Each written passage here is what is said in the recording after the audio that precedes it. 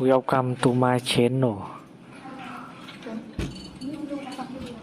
Try to hear the latest story. I stared at my phone in disbelief. The message from my sister Caroline glowed coldly. Just so you know, you're not invited to the wedding. It's a classy event. Below it, my mother had responded with a laughing emoji. No words, just digital laughter at my exclusion. My chest tightened as I read it again. For 8 years, I'd financially supported them both. 70% of Caroline's lavish wedding was coming directly from my savings. I took a deep breath and typed back. Understood. I'll cancel the classy payments too. Their immediate responses mocking my empty threat made one thing crystal clear. They never believed I would stand up for myself. They were about to learn how wrong they were. Growing up in Boston's Dorchester neighborhood wasn't easy. My father worked 2 jobs to keep us afloat, until his heart attack when I was 14. That left my mother Amanda to raise me, and my younger sister Caroline, who was 10 at the time. We struggled financially, but I focused on school, eventually earning a scholarship to study computer science. That was 12 years ago. Now, at 32, I've built a successful career as a senior software engineer at a financial technology company. For the last 8 years, I've been the financial backbone of our family. At first, it was emergency support while I was still establishing myself. Mom's car broke down. Caroline needed textbooks for college. But gradually, it became expected. I paid off my mother's mortgage 3 years ago. I funded Caroline's entire education at Northeastern. Anytime either of them faced a financial shortfall, I stepped in. Ivan, you're so blessed to be in a position to help family, my mother would say whenever she called with another request. The word blessed always felt like a subtle way of saying I hadn't earned my success through years of 16-hour workdays and sacrifices. Caroline graduated with a marketing degree and landed a job at a boutique PR firm in Boston. She met Thomas there when his family's luxury real estate company became a client. Thomas came from old money, with connections throughout Boston's high society. Within 6 months, they were engaged. This wedding needs to reflect our status, Carolyn told me over coffee last year. Thomas's family has expectations.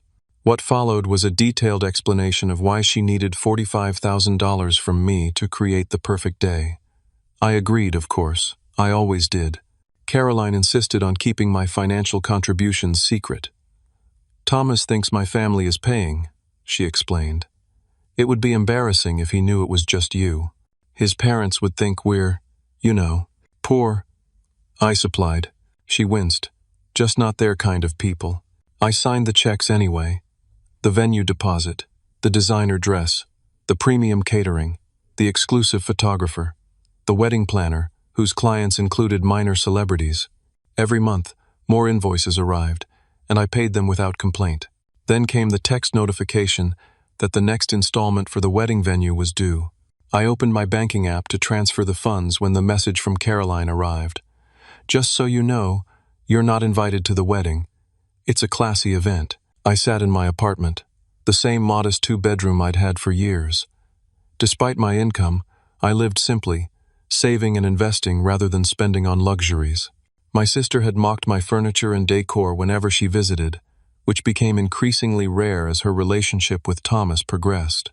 That evening, after receiving the text, I was scrolling through Instagram when I saw a post from a mutual friend who was apparently part of Caroline's bridal party. The caption read, "Final dress fittings for the Hartwell wedding. Can't wait to celebrate these 2 amazing people. Boston Society wedding." In the comments, someone had asked, "Will your brother be walking you down the aisle?" Caroline's response sent ice through my veins. God, no. Ivan's too socially awkward. He'd just embarrass us all. Some people just don't fit into classy events, More comments followed, with Caroline explaining how she'd had to protect the wedding from my presence because I was too ordinary and would make Thomas's family uncomfortable. She described me as a typical tech nerd who wouldn't understand the social nuances of their circle. I sat back, stunned. For years, I'd attributed Caroline's treatment of me to thoughtlessness, to being caught up in her own life. This was different. This was deliberate cruelty, a public rejection and mockery of the very person funding her dream wedding. I closed the app and stared out my window at the Boston skyline. 8 years of financial support. 8 years of being there whenever they called. 8 years of being the reliable one, the responsible one, the one who sacrificed. And this was my reward. Exclusion, mockery, being treated as an embarrassment. I looked back at my phone and typed my response to her text. Understood. I'll cancel the classy payments too. Within seconds, my phone lit up with messages from both Caroline and my mother. Caroline. Very funny. You wouldn't dare. Mom. Stop being dramatic, Ivan. This is Caroline's special day. Caroline. You're just proving why you don't belong there. Mom. You know how important this is for our family's standing. Our family's standing. Not my standing, apparently. I turned off my phone, and for the first time in 8 years, I didn't immediately give in to their demands. The next morning, I turned my phone back on to find 15 missed calls and 37 messages. I ignored them all and headed to work. By lunch, my mother was calling the office. Ivan, you need to stop this nonsense, she said when I finally answered. Stop what, Mom? I just acknowledged Caroline's wishes. She doesn't want me at her wedding. You're being too sensitive. You know you wouldn't fit in with Thomas's family. They're sophisticated people, and I'm not. It wasn't a question. Honey, you know what I mean.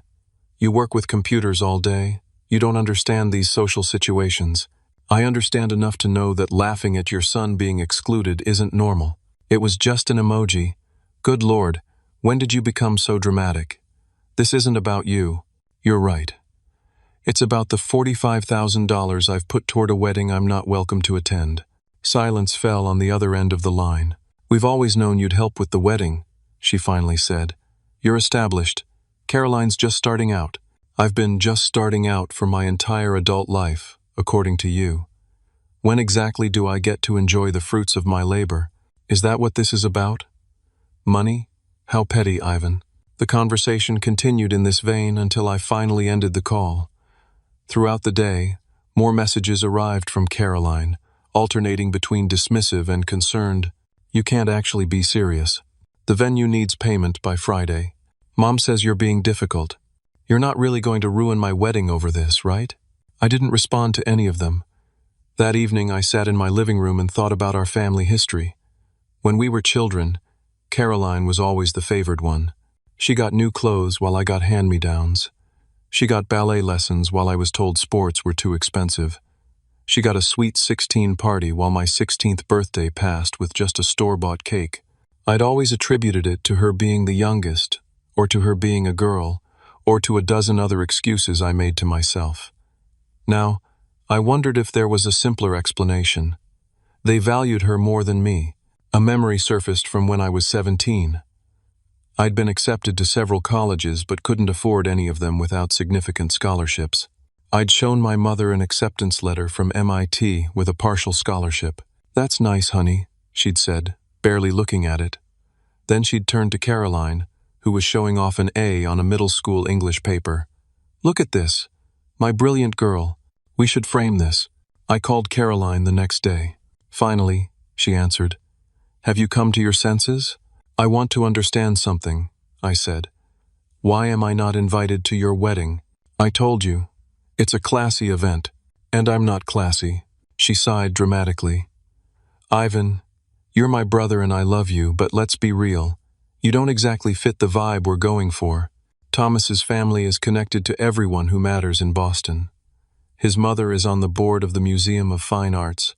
His father plays golf with the governor. And what does that have to do with me? You live in that same dumpy apartment. You wear the same boring clothes. You talk about coding and investments. You're just ordinary. Ordinary, I repeated. The same ordinary that paid for your education. The same ordinary that's funding 70% of your wedding. That's different, she snapped. Family helps family. That's what you're supposed to do. Is excluding family also what you're supposed to do? Look, Thomas's parents don't even know about you, okay? I told them I'm an only child. It would be weird to suddenly produce a brother they've never heard of. The revelation hit me like a physical blow. You told them you're an only child? It was easier that way. They kept asking about my family background. And it's not exactly impressive to say my brother's a computer nerd who paid for my college. I see. I kept my voice steady despite the hurt coursing through me, so I'm good enough to fund your life but not good enough to acknowledge publicly. Don't be so dramatic. It's just easier this way. After hanging up, I scrolled through social media again and found photos from their engagement party 6 months ago, an event I hadn't known about. In several pictures, my mother posed proudly beside Caroline, wearing a designer dress I recognized because I had paid for it. How does it look? Mom had asked when she sent me the link to the $3,000 dress. Caroline says I need to look the part for wedding events. I had transferred the money that same day, believing I was helping my mother feel confident at my sister's wedding, a wedding I now knew I was never meant to attend. My best friend Marcus called that evening. We'd been friends since college, and he was one of the few people who understood my family dynamics. "Your mother called me," he said. "She wanted me to talk some sense into you." "And what sense would that be?" "Apparently, you're threatening to pull wedding funding because you're jealous of Caroline's happiness." I laughed bitterly. That's their version of events. After I explained what had actually happened, Marcus was silent for a long moment. "Ivan, I've watched you support them for years while they take you for granted. When are you going to stand up for yourself?" "I think I just did," I replied, surprising myself with the realization. "Good," Marcus said firmly. "It's about time." The next morning I called the wedding venue and canceled the remaining payments. I did the same with the caterer, the florist, and the wedding planner. With each call, I felt a strange mix of guilt and liberation. "Are you sure about this, sir?" the wedding planner asked. "The Hartwell wedding is one of our premium events this season." "I'm sure," I said. "I will no longer be financially supporting this event." I sent emails to each vendor explaining that any future inquiries should be directed to Caroline or Thomas directly. Then I called my bank and stopped all automatic payments related to the wedding. For the rest of the day, I threw myself into work, ignoring the increasingly frantic messages from Caroline and my mother. They still believed I was bluffing, that I would eventually give in as I always had. That evening, I sat in Dr. Bennett's office. I'd started seeing the therapist 6 months ago, struggling with what I now recognized as burnout from years of supporting my family financially and emotionally while receiving little in return. "You've taken a significant step," Dr. Bennett said after I explained the situation. "How does it feel?" "Terrifying," I admitted, "and freeing. Your reaction is completely normal. You've been trapped in a pattern of enabling their behavior for years. Breaking that pattern is difficult but necessary for your own well-being. I keep thinking about how this will affect them. Caroline's wedding is in 2 months. Without my money, they'll have to scale back dramatically or postpone. That's a natural consequence of their actions, not your responsibility. They made choices they need to account for that. But they're my family," I said, voicing the argument that had kept me trapped for so long. "Family relationships should be reciprocal. They've been taking advantage of your generosity without acknowledging or respecting you. That's not a healthy dynamic." By Friday, Caroline's messages had reached a fever pitch. The venue had contacted her about the canceled payments. So had the caterer, the florist, the photographer. "You can't do this to me," she texted. "Everyone will know we can't afford the wedding we planned." I didn't respond. My mother called next. "Ivan, this childish behavior needs to stop. You're punishing your sister because your feelings are hurt." "I'm not punishing anyone," I replied calmly. "I'm simply no longer funding an event I'm not welcome to attend." "So this is blackmail? You'll pay if you get an invitation?" "No, this isn't negotiable. I'm done being the family ATM."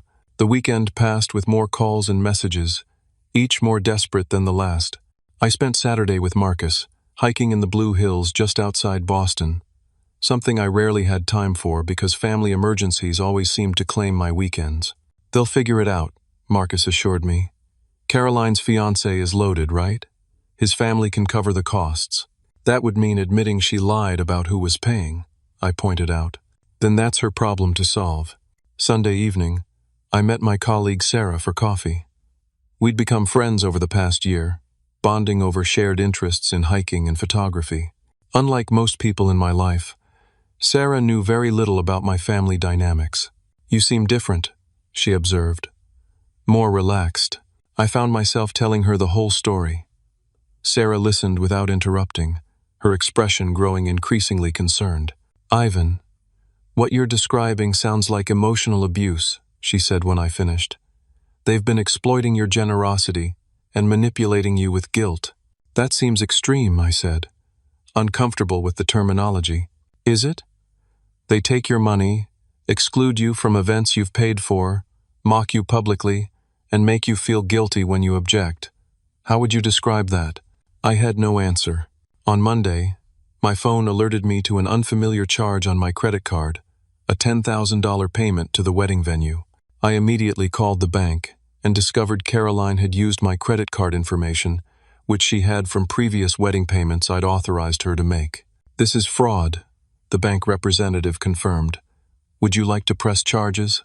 "No," I said after a moment's hesitation, "but I want to dispute the charge and cancel this card." That evening, my phone rang with an unfamiliar number. When I answered, a male voice said, "Is this Ivan?" "Yes." "Who's this?" "Thomas Hartwell, Caroline's fiancé." My heart raced. "Hello, Thomas. I hope you don't mind me calling. I got your number from Caroline's phone." He paused. "I just found out you exist." Thomas's call left me reeling.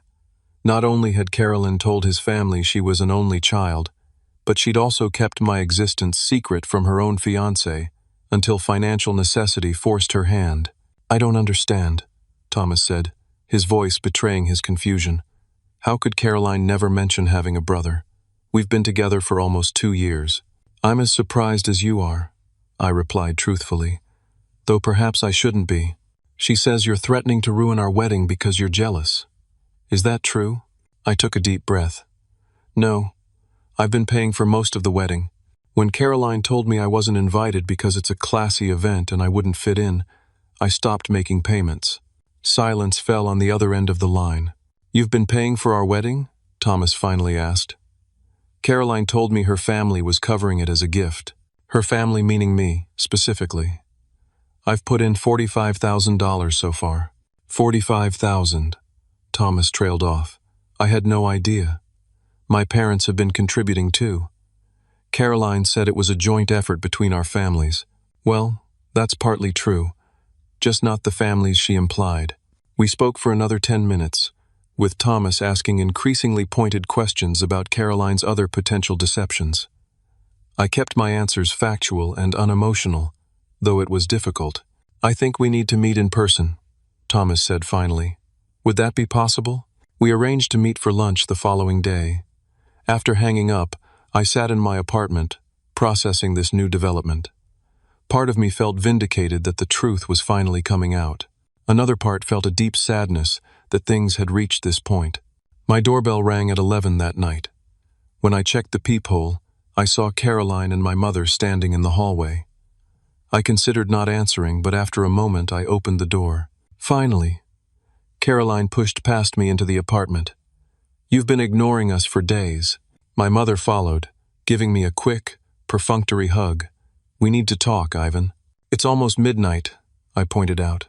"This couldn't wait," Caroline said. She looked terrible pale, with dark circles under her eyes. The venue called. "They're giving away our date if we don't pay by tomorrow." "That's unfortunate," I said, maintaining a neutral tone. "Unfortunate? It's a disaster. Do you have any idea how hard it was to book that place? They're reserved 2 years in advance. Then I imagine they have a waiting list of people happy to take your spot." Caroline's face flushed with anger. "You're enjoying this, aren't you? Watching everything fall apart." "No, Caroline, I'm not. But I'm also not responsible for fixing it." My mother stepped forward. "Ivan, be reasonable. Caroline has dreamed of this wedding her whole life, and I've dreamed of being valued by my family. We can't always get what we want." "Of course we value you." My mother looked offended at the suggestion. "Really? Is that why you laughed when Caroline told me I wasn't invited to her wedding? Is that why neither of you told Thomas I exist? Is that why Caroline has been publicly mocking me on social media?" "You're exaggerating," Caroline said dismissively. "Am I? You told people I'm too socially awkward and would embarrass the family. You called me too ordinary to attend your classy event. I didn't mean it like that, Caroline protested weakly. Then how did you mean it? Thomas's family has expectations. They're connected to everyone who matters in Boston. And I don't matter. That's not what I said. It's exactly what you said, Caroline. Not in those words, perhaps, but the message was clear. My mother interjected. Ivan, you have to understand. This wedding is our chance to improve our standing. Caroline marrying into the Hartwell family opens doors for all of us. All of us? Or just you and Caroline? Because from where I'm standing, I'm being pushed further outside the door, not invited in. That's not fair, my mother protested. No. What's not fair is expecting me to finance a celebration I'm explicitly told I'm not good enough to attend. Caroline's tone shifted suddenly from angry to pleading. Ivan, please. If we have to cancel or downsize the wedding, Thomas's family will know something's wrong. They'll start asking questions, then be honest with them. Caroline laughed bitterly. And tell them what? That I lied about being an only child? That I can't actually afford the wedding I planned? Yes, exactly that. They'd call off the engagement. His mother already thinks I'm not good enough for him. She keeps making comments about new money and asking about my pedigree like I'm a show dog. That sounds like a Thomas problem, not an Ivan problem, I said firmly. My mother's expression hardened. I always knew you were selfish, but this is beyond anything I expected from you. Selfish? I repeated, incredulous. I paid off your mortgage. I funded Caroline's entire education. I've been supporting both of you financially for 8 years. How exactly does that make me selfish? Family helps family, my mother said, echoing Caroline's earlier words. That's what you're supposed to do. And what are you supposed to do for me in return? Besides, take my money and exclude me from family events? Neither of them had an answer. After they left, I checked my email and discovered Caroline had attempted to access my investment accounts. The notification from my financial advisor read, As requested, I've denied the attempt to transfer funds from your account. Please contact me at your earliest convenience to discuss this security concern. I sat down heavily on my couch, the reality of the situation sinking in. Caroline had tried to steal from me, not just use my credit card, which was bad enough, but actually access my investment accounts to transfer money without my knowledge. The next day, I met Thomas at a quiet restaurant downtown. He looked as tired as I felt, his normally polished appearance slightly rumpled. I confronted Caroline last night, he said after we ordered. She admitted everything, that you've been paying for most of the wedding, that she told my family she was an only child. And? I prompted when he fell silent. And she doesn't understand why either of us is upset about it. He shook his head. She says she was just trying to fit in with my family, that she didn't think it mattered. What do you think? Thomas stared into his water glass. I think I don't know who I'm marrying. Word spread quickly through Boston's social circles that the Hartwell-Bennett wedding was in trouble. Vendors began calling Caroline daily for payment confirmations. The wedding planner threatened to drop them as clients.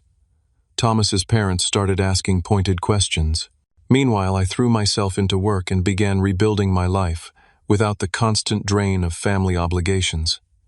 I continued my sessions with Dr. Dozer, Bennett, working through the complex emotions of setting boundaries after years of having none. You're making remarkable progress, Dr. Bennett told me during one session. Many people struggle their entire lives to break free from unhealthy family dynamics. It doesn't feel like progress, I admitted. It feels like I've ruined everything. You haven't ruined anything. You've simply stopped enabling a dysfunctional situation. The current chaos is the result of years of lies and manipulation coming to light, not your decision to set boundaries. I also joined a support group for adults dealing with family-related trauma. Hearing others' stories helped me recognize patterns I'd been blind to for years. My sister was always the golden child, shared one group member. No matter what I accomplished, it was never as important as her achievements. My mother used money to control me, said another. She'd give with one hand and take with the other, always with strings attached. Their words resonated deeply, helping me understand I wasn't alone in my experiences. Outside of therapy, I began reconnecting with friends I'd neglected while prioritizing family demands. I joined Marcus for weekend hiking trips. I accepted invitations to social events. I would have previously declined to be available for family emergencies. Sarah and I started spending more time together, first as friends and gradually developing a deeper connection. Unlike my family, she showed genuine interest in my work and passions. "Tell me about your latest project," she'd say, and then actually listen to my response, asking thoughtful questions. 3 weeks after I stopped the wedding payments, Thomas's parents discovered the truth. Caroline had been forced to ask them for additional funds, leading to questions she couldn't answer satisfactorily. When pressed, she eventually admitted that her family contribution had primarily come from her brother they hadn't known existed. Thomas called me that evening. "My parents want to meet you," he said without preamble. "Why?" I asked, genuinely puzzled. "They want to understand what's happening. My mother says something doesn't add up." I hesitated. "I'm not sure that's a good idea. Please, Ivan. I'm trying to make sense of all this. I love Caroline, but I don't know if I can trust her anymore." Against my better judgment, I agreed to dinner the following evening at the Hartwells' Beacon Hill home. The house was exactly what I'd expected. A historic brownstone filled with antiques and family heirlooms. Thomas's parents, Richard and Eleanor, were polite but clearly suspicious. "So you're Caroline's brother," Eleanor said after introductions. "The one she never mentioned." "Yes, ma'am. And you've been paying for a significant portion of the wedding?" "I was, yes." "Why would you do that if you weren't even invited?" Richard asked bluntly. I considered my answer carefully. I've always supported my family financially. When Caroline asked for help with the wedding, I agreed without question. The invitation or lack thereof came later. "This is highly irregular," Eleanor said. "In our circles, family stands together at important events." "I believe that was the problem," I replied quietly. "I don't move in your circles." The conversation continued, with the Hartwells asking increasingly direct questions about my family's dynamics. I answered truthfully but without malice, trying to explain rather than accuse. By the end of the evening, Eleanor fixed me with a penetrating stare. "Thomas tells us you're a software engineer, that you paid off your mother's mortgage and funded Caroline's education, that you live modestly, despite your success." "Yes, that's correct. Those sound like admirable qualities to me." She turned to her husband. "Wouldn't you agree, Richard?" He nodded slowly. "Indeed. Hard work, financial responsibility, family loyalty. These are values we respect." "Then why," Eleanor asked, "would Caroline believe we would think less of her because of you?" I had no answer for that. As I was leaving, Thomas walked me to my car. "Thank you for coming," he said. "I think my parents see things more clearly now." "What about you?" I asked. "What do you see?" He ran a hand through his hair. "I'm still processing everything. I love Caroline, but this isn't the only lie she's told me. I'm beginning to wonder what else I don't know." The next day, Caroline showed up at my office, creating a scene in the lobby until security allowed her up to see me. "How could you?" she demanded as soon as my office door closed behind her. "You went to dinner with Thomas's parents? Behind my back? They invited me. Thomas asked me to come. To humiliate me. They spent 2 hours questioning me after you left. They're talking about postponing the wedding now." "I'm sorry to hear that," I said sincerely. "But I didn't say anything untrue." "You didn't have to. Just your existence contradicts what I told them." She paced my office frantically. "This was my chance, Ivan. My chance to be someone important in this city. You already are someone important. You're smart, talented, and capable. You don't need the Hartwell name for that. Easy for you to say. You've always had everything handed to you." I stared at her, momentarily speechless. "What are you talking about? You got the scholarships, the high-paying job, the financial security. Some of us have to marry our way up in the world. Caroline, I worked incredibly hard for everything I have. Nothing was handed to me." "Oh, please," she scoffed. "You've always been Mom's favorite." The accusation was so contrary to my experience that I actually laughed. "Mom's favorite? Are we talking about the same mother?" The one who forgot my college graduation but threw you a party for finishing your first semester? The one who calls me only when she needs money but talks to you daily? That mother? Caroline faltered momentarily before rallying. She pushed you to succeed. She made you independent. She babied me and made me dependent. That's one interpretation, I conceded. Here's another. She neglected me and forced me to become self-sufficient while supporting and nurturing you. That's not true, Caroline protested, but her voice lacked conviction. Isn't it? When was the last time Mom called you just to check in, not to ask for something? Caroline didn't answer. When was the last time she remembered your birthday without being reminded? Or asked about your day? Or supported your career? Tears filled Caroline's eyes. Stop it. These are just questions, Caroline. Questions I've been asking myself lately, about why we both accepted such different treatment as normal. I don't want to talk about this anymore, she said, wiping her eyes. I just want my wedding back on track. I can't help you with that. Can't or won't. Both, I suppose.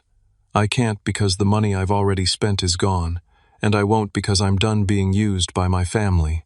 Caroline left without another word, but the confrontation stayed with me. Had our mother's differential treatment damaged both of us, just in different ways? Had Caroline's sense of entitlement been cultivated by years of preferential treatment, just as my excessive giving had been shaped by emotional neglect? Later that week, my cousin Rachel called.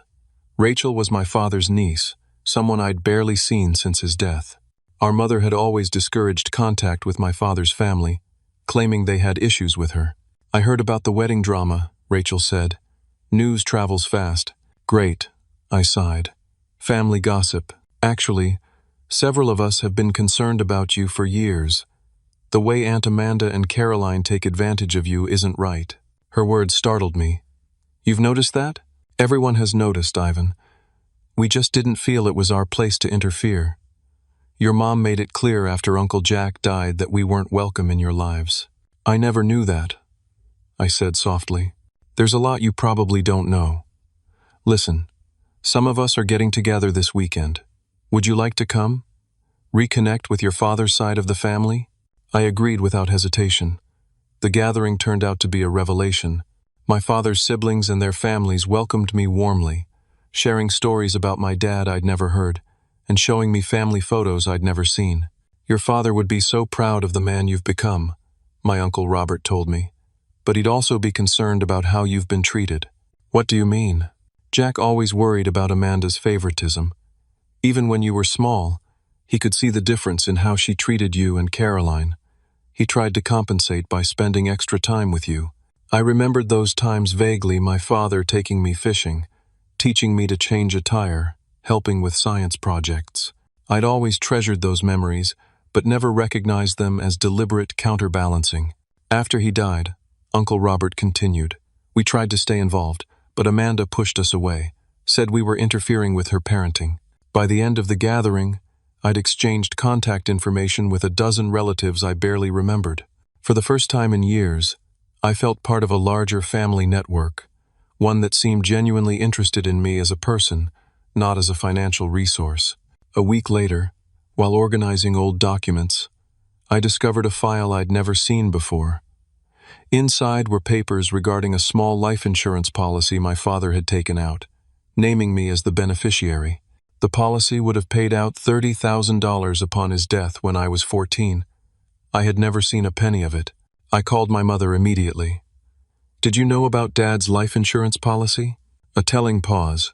What policy? The one naming me as beneficiary. For $30,000.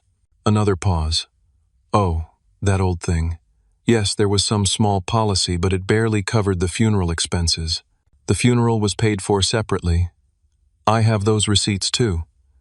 What happened to the insurance money, Mom? Ivan, that was 18 years ago. How would I remember exactly where every penny went? We were struggling after your father died. So you took money specifically left to me and spent it. I was a single mother with 2 children.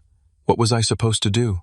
You were supposed to tell me, for starters, and perhaps acknowledge that I've more than paid back that money over the years. Is that what this is about? You keeping score of every dollar you've given your family? No, Mom. It's about honesty and respect, neither of which I seem to get from you or Caroline.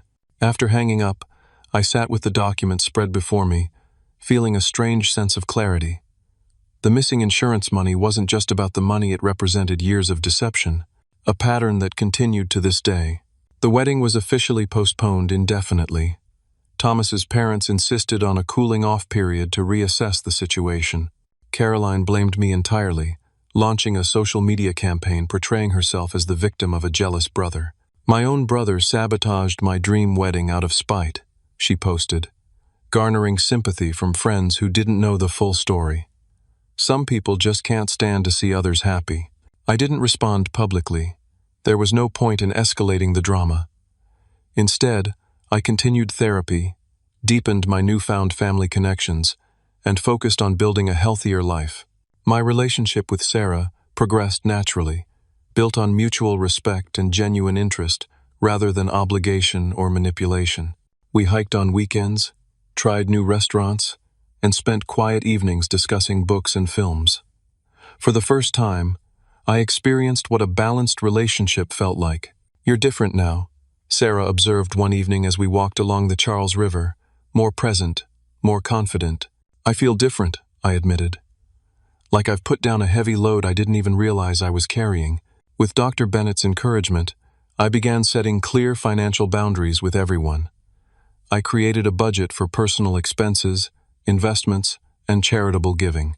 The money previously earmarked for family support was redirected to causes I believed in and to building my own future. "Financial enabling is still enabling," Dr. Bennett reminded me. "It prevents others from experiencing the natural consequences of their actions and developing their own resources." Meanwhile, Caroline's relationship with Thomas deteriorated further. As more truths came to light, his trust eroded beyond repair. 2 months after the postponement, he broke the engagement entirely. Caroline showed up at my apartment that night, drunk and furious. "Happy now?" she slurred. "You've ruined everything." "I didn't end your engagement, Caroline. Your lies did that." "He wouldn't have cared about the lies if the wedding had gone forward. We'd be married by now if you hadn't pulled your funding. And you'd have built your marriage on deception. How long do you think that would have lasted?" "Forever. That's how these marriages work. Everyone in those circles lies about something." I let her rant until she exhausted herself. Then I called her an Uber and sent her home. The next morning, she texted a half-hearted apology, followed immediately by a request for rent money. I didn't respond. My mother's financial reality also shifted dramatically without my support. The credit cards I'd been paying suddenly required her attention. The home maintenance I'd funded became her responsibility. The shopping habits I'd subsidized became unsustainable. "I'm going to lose the house," she called to tell me one afternoon. "The house is paid off," I reminded her. "I paid the mortgage in full 3 years ago, but I can't afford the property taxes and insurance. They've gone up again this year. Perhaps you could get a job, Mom. You're only 58, and you're in good health." A job? At my age? Many people work well into their 60s and 70s. This is cruel, Ivan. After everything I've done for you, what exactly have you done for me, Mom? I'm genuinely asking. I raised you. I put a roof over your head. I fed and clothed you. You did the legally required minimum for a child, yes. After Dad died, even that was a struggle, I acknowledge. But since I turned 18, what have you contributed to my life besides requests for money and criticism? She had no answer, beyond accusing me of being heartless. The conversation was painful but clarifying. My mother had never seen me as an individual with my own needs and desires, but as a resource to be utilized. Caroline had learned this perspective from her. Neither of them had developed the capacity for genuine reciprocity in relationships. Extended family members began reaching out after hearing about the wedding cancellation. Most expressed support for my decision to stop enabling the unhealthy dynamics. "We always wondered when you'd reach your breaking point," my Aunt Judith told me. "Amanda's behavior toward you wasn't normal, even when your father was alive. After he died, it got worse. Why didn't anyone say anything?" I asked. "We tried, early on. Amanda cut us off completely for a while. By the time you were an adult, The patterns were established. You seemed to accept them. My cousin Rachel invited me to her daughter's birthday party, a small, genuine family gathering unlike the orchestrated social events my mother preferred. Being included in a family celebration without being expected to fund it felt novel and touching. "Your family," Rachel said simply when I thanked her for the invitation. "Family includes each other. That's the bare minimum." That bare minimum had been missing from my maternal relationships for as long as I could remember. 3 months after the wedding cancellation, Caroline lost her job at the PR firm. The dramatic personal posts and erratic behavior had finally impacted her professional life. She called me immediately. "I need help," she said without preamble. "I can't make rent this month." "I'm sorry to hear that," I replied. "What's your plan?" "My plan? You're my plan.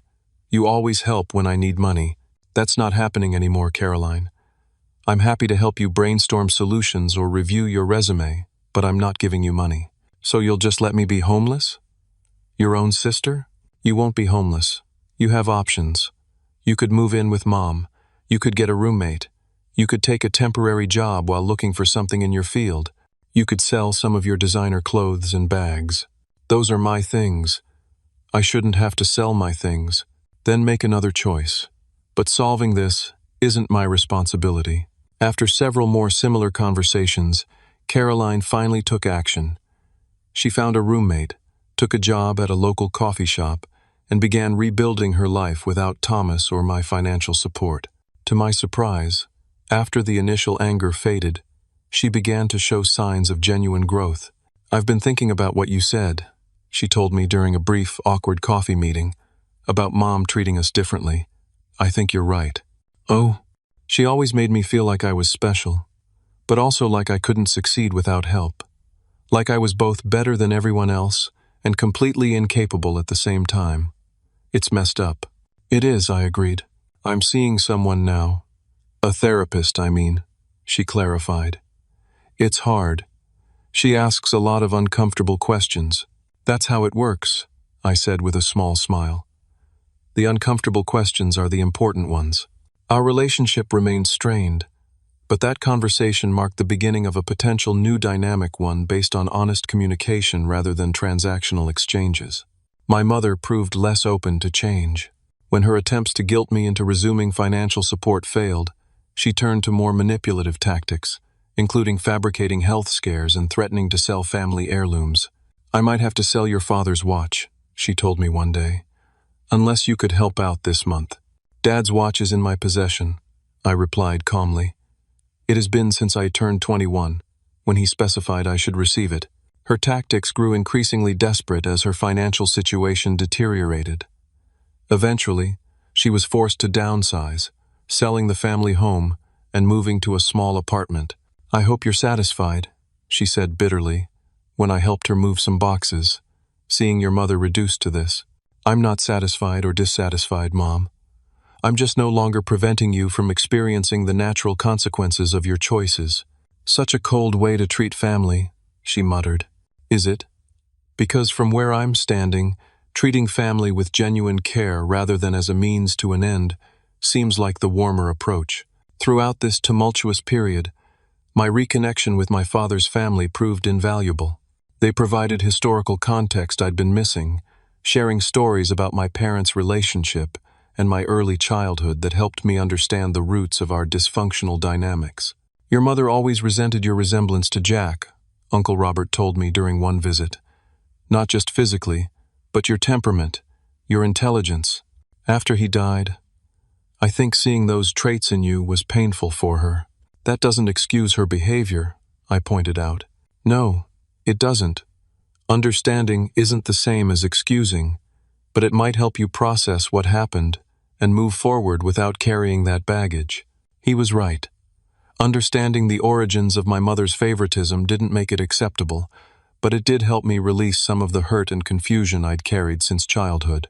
By the 6-month mark after the canceled wedding, my life had transformed in ways I hadn't imagined possible. I'd moved to a nicer apartment, one I'd chosen because I loved it, not because it was the cheapest option that allowed me to support others. I'd taken a leadership role at work, no longer afraid to commit to projects that might make me temporarily unavailable for family emergencies. I'd built genuine connections with extended family and friends, relationships based on mutual enjoyment rather than obligation.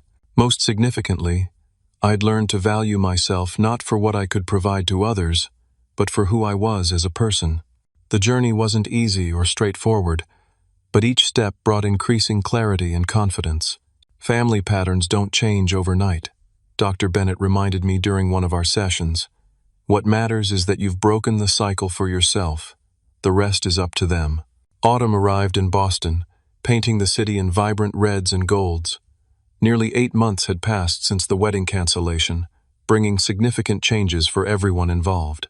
Caroline had gradually rebuilt her life on a more authentic foundation. After several months at the coffee shop, she'd secured a position at a smaller marketing firm with a more collaborative environment. Her social media presence had transformed from carefully curated perfection to honest reflections on personal growth. "I've been thinking about what happened with Thomas," she told me during one of our now monthly coffee meetings. "I was so focused on what his family represented that I lost sight of what a relationship should actually be." "And what should it be?" I asked. "Real, honest, based on who we actually are, not who we're pretending to be." She stirred her coffee thoughtfully. "I don't think I ever really knew Thomas. I was too busy performing for him and his family. Our relationship remained a work in progress, but these moments of genuine connection gave me hope that something healthier might eventually emerge from the ruins of our old patterns." My mother's transformation proved more challenging. The loss of her home and lifestyle had been deeply traumatic for her, triggering both reflection and resentment. Some days, she seemed to recognize her role in our dysfunctional family dynamics. Other days, she retreated into bitterness and blame. "I did the best I could as a single mother," she said during one of our infrequent phone calls. "I believe you did what you thought was best," I replied carefully. "But that doesn't mean it was actually best for any of us, including yourself." "Such wisdom from someone who's never raised children," she said sarcastically. "I'm not claiming wisdom, Mom. I'm just sharing my perspective after a lot of therapy and reflection." Despite the ongoing tension, small changes suggested potential for growth. She'd found part-time work at a local library, giving her both income and social connection. She'd joined a support group for widows, where she was reportedly beginning to process my father's death in ways she never had before. Most surprisingly, she'd started acknowledging her differential treatment of her children, though she framed it as well-intentioned. "I just wanted Caroline to feel special," she explained during one conversation. "And you were always so capable, so independent. I thought you didn't need the same kind of attention." "Everyone needs attention and validation, Mom. Even capable, independent people." "I suppose you're right," she conceded reluctantly. "Your father used to say the same thing." These moments of insight were interspersed with relapses into old patterns, requests for money, emotional manipulation, attempts to use Caroline as a proxy for her demands. But the frequency of such behaviors gradually diminished as she adjusted to our new boundaries. My own life continued to flourish in this newfound freedom. Sarah and I had developed a deeply supportive relationship based on mutual respect and genuine enjoyment of each other's company. My career advanced as I pursued projects I found meaningful rather than merely lucrative. My connection with my father's family strengthened, providing the sense of belonging I'd always craved. Most importantly, I'd developed a healthier relationship with myself, learning to recognize my own worth beyond my utility to others. "The most valuable thing you've gained isn't the money you've saved," Dr. Bennett observed during one of our now monthly sessions. "It's the recognition of your inherent value as a person." As Thanksgiving approached, I made a decision that would have been unthinkable a year earlier. I offered to host the holiday at my new apartment, not out of obligation or to buy approval, but as a genuine desire to create new traditions based on authentic connection. I invited Sarah, Marcus and his wife, several cousins from my father's side, and after careful consideration, Caroline and my mother. I made it clear that this was a drama-free gathering to celebrate gratitude and connection, not an opportunity to rehash old grievances. To my surprise, everyone accepted, including my mother and sister. The day arrived bright and clear, with the lingering scent of fallen leaves in the crisp November air. I spent the morning cooking with Sarah, preparing traditional dishes alongside new recipes we wanted to try. The atmosphere was relaxed and joyful, untainted by the tension that had characterized family gatherings in the past. Guests began arriving in the afternoon. My cousins brought side dishes and wine. Marcus and his wife brought a spectacular dessert. My Uncle Robert arrived with old family photos he'd unearthed, including several of my father at my age that showed our striking resemblance. Caroline arrived next, visibly nervous but making a visible effort to engage positively. She complimented the apartment sincerely and offered to help with final preparations. My mother arrived last, standing tentatively at the threshold as if uncertain of her welcome. I invited her in with a genuine smile, showing her where to place her contribution, a sweet potato casserole made from my grandmother's recipe. "Your father always loved this dish," she said quietly. "I haven't made it since he died." "Thank you for bringing it," I replied, recognizing the gesture for what it was, a small but significant step toward healing. As we gathered around the table, I looked at the diverse group assembled, the family I was born into, the family I'd reconnected with, and the family I'd chosen. Each relationship had evolved over the past year, some dramatically, others in subtle but meaningful ways. "Before we eat," I said, raising my glass, "I'd like to express gratitude for everyone here. This year has brought significant changes for all of us, changes that were painful at times but ultimately necessary. I'm thankful for the authentic connections we're building now, based on mutual respect rather than obligation." My mother's eyes glistened with tears. Caroline squeezed my hand briefly. Sarah smiled encouragingly. My extended family members nodded in understanding. "To new beginnings," Uncle Robert added, raising his glass to join mine. "To new beginnings," everyone echoed. The meal that followed was unlike any family gathering I'd experienced before, filled with genuine laughter, honest conversation, and moments of both lightheartedness and depth. There were awkward moments, too, as we all navigated this new terrain, but they were handled with patience and goodwill. After dessert, as guests mingled in small groups around the apartment, Caroline approached me by the window overlooking the city's skyline. "I owe you an apology," she said softly. "A real one, not the half-hearted ones I've given before." "I'm listening," I replied. "I treated you terribly, not just with the wedding, but for years before that. I took advantage of your generosity. I excluded you when it suited me. I mocked you behind your back." She took a deep breath. "I'm deeply ashamed of who I was then. Thank you for saying that. The thing is, I never really saw you, Ivan. I was so focused on what you could do for me that I never actually knew my own brother." Her voice trembled slightly. "I'd like to change that if you're willing. I'd like to know who you actually are." "I'd like that too," I said, surprised by the emotion in my own voice. Across the room, I noticed my mother watching us, a complex expression on her face. When our eyes met, she didn't look away as she might have in the past. Instead, she gave a small nod that somehow conveyed both acknowledgement of past wrongs and hope for a different future. The path forward wouldn't be smooth or straightforward. Old patterns wouldn't disappear overnight. Trust would need to be rebuilt gradually, through consistent actions rather than mere words. But for the first time, I believed genuine healing was possible not through returning to old dynamics, but through creating healthier ones based on mutual respect and authentic care. As the evening wound down and guests began to depart, I stood in my doorway, watching the gathering disperse. Sarah joined me, slipping her hand into mine. "Proud of you," she said simply. I squeezed her hand in response, feeling a profound sense of peace. The journey from doormat to self-respect had been painful and difficult, requiring me to confront not only my family's treatment of me but also my own complicity in those patterns. Yet standing here now, I wouldn't trade that journey for anything. In choosing to value myself, I'd created space for others to see and value me too for who I was, not what I could provide. Some relationships had been lost or transformed in that process. Others had deepened and flourished. What remained was more authentic and meaningful than what had come before. As I closed the door on the day's gathering, I felt a sense of closing a chapter as well, the chapter where I defined my worth through sacrifice and service to those who didn't appreciate it. The new chapter ahead was still being written, its contours not fully defined. But I would write it on my own terms, from a place of self-respect and genuine connection. And that, ultimately, was the most valuable thing I could have gained, a life that was authentically mine, built on the foundation of knowing my own worth. Thank you for listening to my story today. Have you ever had to make a difficult decision to prioritize your own well-being over family expectations? I'd love to hear your thoughts in the comments below.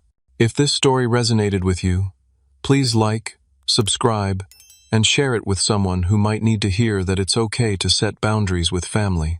I appreciate you spending this time with me, and I wish you strength and courage on your own journey to self-respect.